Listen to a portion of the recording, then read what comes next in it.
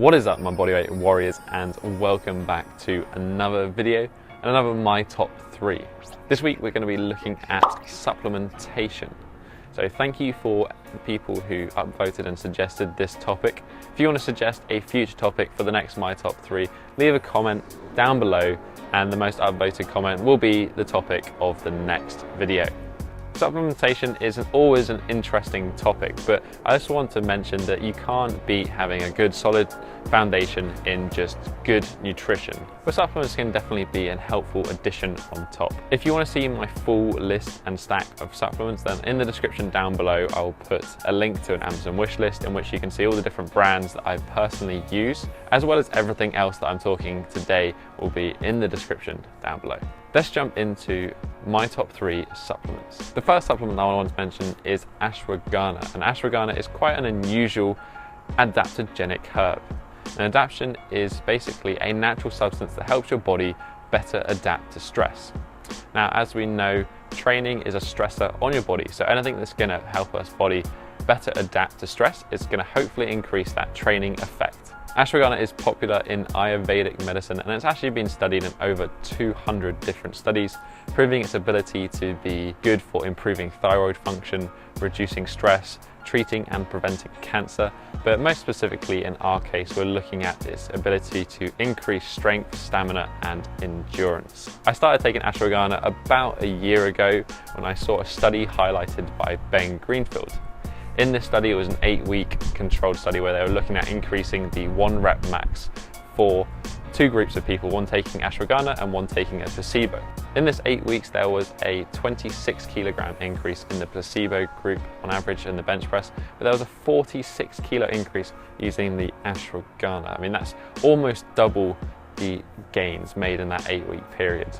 There was also an increase in overall testosterone, as well as a decrease in exercise-induced muscle damage. So ashwagandha proves really efficacious when it comes to improving our training performance, as well as its ability to help us deal with everyday stress. Basically, it's a badass adaptogenic herb.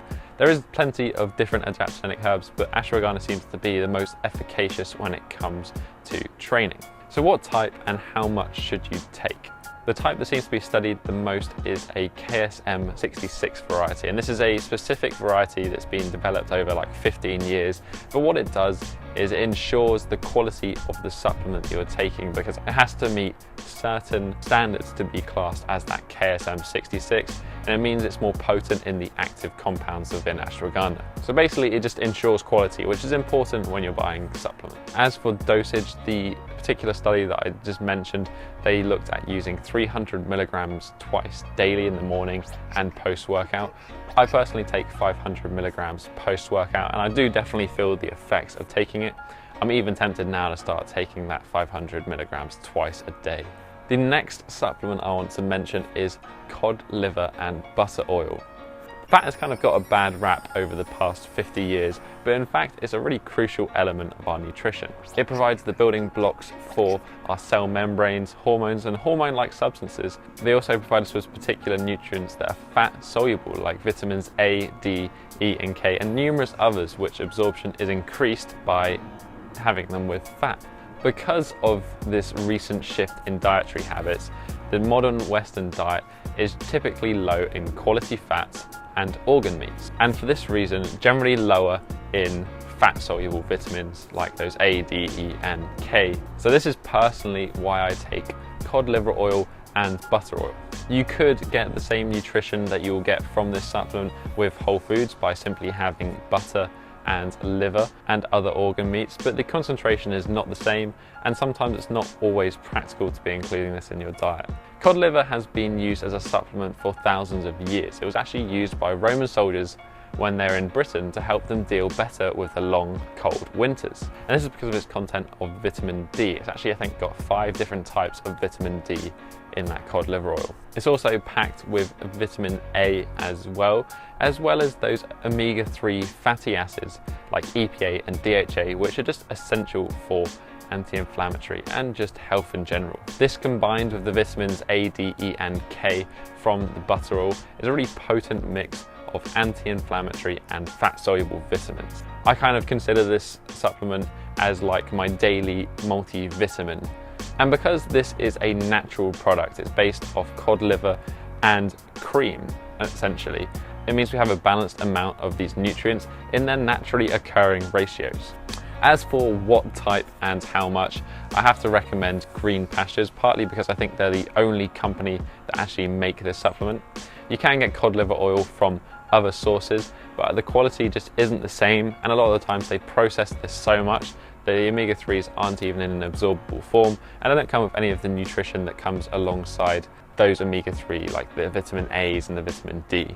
As for dosing, the recommended dose on the back of the ingredients is 2.5 grams or half a teaspoon.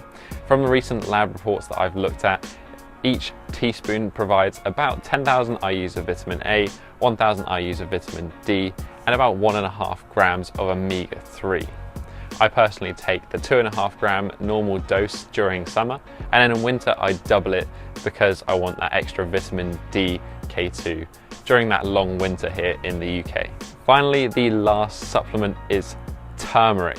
Now, I'm sure plenty of you have heard of turmeric before. It's actually one of the most widely studied spices. It's been used as thousands of years, especially in India, as a medicinal spice. The reason it is so efficacious is that it contains curcumin, which actually only makes up about 3% of the raw product, which is why I personally take a turmeric supplement, as well as consuming the turmeric spice in a lot of my food that I cook. Turmeric is a super powerful anti-inflammatory, and as we know just from our training itself, we get increased inflammation due to the muscle damage, and chronic levels of inflammation is associated with a whole host of degenerative diseases. It also is an extremely potent antioxidant, and not only is it an antioxidant itself, it also promotes your body to produce more antioxidants, so it has a really great kind of 1-2 combo. It also has been proven efficacious in preventing and treating cancer. It can affect the growth, development and spread of cancer at a molecular level, which is quite an awesome thing just for a spice. The important bit of turmeric is the type of turmeric that you take. Turmeric is notoriously not very well absorbed. However, you can combat this by adding black pepper, which contains piperine, and this will help increase the absorption of your turmeric by 2000%. So if you're ever having turmeric, if you're having it in a curry or just on a salad, make sure you're putting black pepper in there. If you're just taking turmeric by itself, I've seen studies recommend 2 to 4 grams a day in terms of dosage, which is a lot of turmeric. So I personally rather take a supplement, and for supplements I prefer to take Curcumin Phytosome, which is Mariva or BCM 95, I think. These two types of turmeric have basically been bonded to make them more absorbable, and they're also an extract from turmeric, so rather than having the 3% contents of curcuminoids, it might have closer to a 20 or 30% content of curcuminoids, which is going to mean you're going to have to take less amount of this supplement to get more of the benefits than you would of just having the spice by itself. As for if you're taking supplements, anywhere around that 1,000 milligram mark, if you're taking a Curcumin Phytosome, will give you plenty of the benefits of turmeric. And I personally take one in the morning and one in the evening, both with a fatty meal, because as we talked about fat aiding the absorption of nutrients, turmeric is so greatly helped by having fat to help its absorption. But that is it for today's video, guys. As I said before, everything is in the description down below if you want links to all the supplements that I recommend, as well as all the supplements that I take personally. But I've got a question for you. What is your particular favorite supplement? What do you find that you have to take on a daily basis? What is essential to your health routine? Please leave a comment in the comment section down below. I would love to join the conversation and hear your thoughts. If you just enjoyed this video, hit that thumbs up button and help support the channel. And if you have a friend who's struggling to decide what supplements he may or may not take, then why not share this video with him? But that has been it for today, guys. Have a strong week and peace.